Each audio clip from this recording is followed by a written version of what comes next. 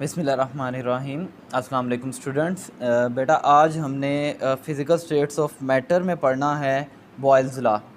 तो इससे पहले बेटा हमने गैसेस के बारे में कुछ थोड़ा बहुत जाना था, उसका इंट्रोडक्शन लिया था। अब हमने बेटा गैसेस के रिलेटेड लॉज को पढ़ना है, जिसमें बेटा बताया जा रहा है कि रॉबर्ट बॉयल्स ने इस प्रॉपर्टी को, इस बिहेवियर को पढ़ा था गैस की, और 1662 में उसने ये लॉ दिया था। अब बेटा ये लॉ कहता क्या है, इसकी स्टेटमेंट क्या है, इसकी तरफ चलते हैं। बेटा इस लॉ में बेसिकली बताया गया कि वॉल्यूम जो है एक गैस का, ये हमेशा इन्वर्सली प्रोपोर्शनल होता है उसके प्रेशर के। जैसा कि आप यहाँ पर देख भी रहे होंगे, volume is inversely proportional to pressure, volume inversely proportional to pressure. अब बेटा ये हमें पता है कि जैसे ही हम इन्वर्सली प्रोपोर्शनल या डायरेक्टली प्रोपोर्शनल का साइन ख़त्म करते हैं तो कांस्टेंट आता है। तो यहाँ पर बेटा कांस्टेंट आया के। अब क्योंकि ये डायरेक्टली प्रोपोर्शनल नहीं था, इन्वर्सली था, तो ये ब्रैकेट की अप साइड पर आया, अपवर्ड आया। तो अब बेटा यहाँ पर अगर हम क्रॉस मल्टीप्लाई करवाएं, पी को उस साइड ले जाएं, तो ये V P is equals to K. अब बेटा ये बेसिकली बॉयल्स लॉ की एक फॉर्म थी। तो इसके बाद हमने गौर किया कि लेट्स से अगर हम दो डिफरेंट पॉइंट्स पर इसका प्रेशर फाइंड करते हैं, तो फर्स्ट पॉइंट पर लेट्स से आया P1 V1 is equals to के, और सेकंड पर P2 V2 is equals to के। और मैथ के रूल्स के अकॉर्डिंग बेटा अगर आपकी लेफ़्ट हैंड साइड दो इक्वेशंस की इक्वल हो जाती है तो उसकी राइट हैंड साइड भी इक्वल होगी। जैसा कि इस इक्वेशन में देखें तो इसकी ये साइड आपके पास के है और इसकी ये साइड भी के है, ये दोनों आपस में बराबर हैं। तो इस वजह से ये दोनों भी आपस में इक्वल होंगी, जैसा कि ये लास्ट में दिखाया गया है, P1 V1 is equals to P2 V2।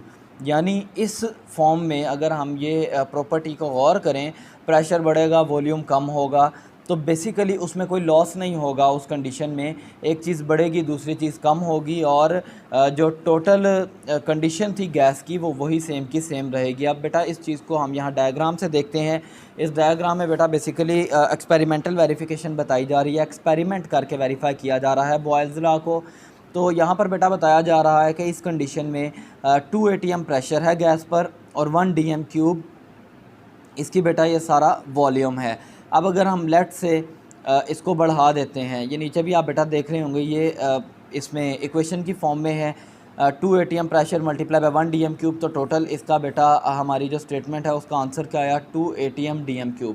अब बेटा सेकंड को अगर हम देखें, इसमें हमने प्रेशर 4 atm कर दिया, और 4 atm की वजह से इसका वॉल्यूम है, इसका वॉल्यूम जो है वो हाफ़ हो गया, 0.5 dm³। आंसर अभी भी देखें तो आपका वही सेम है, 2 atm dm³।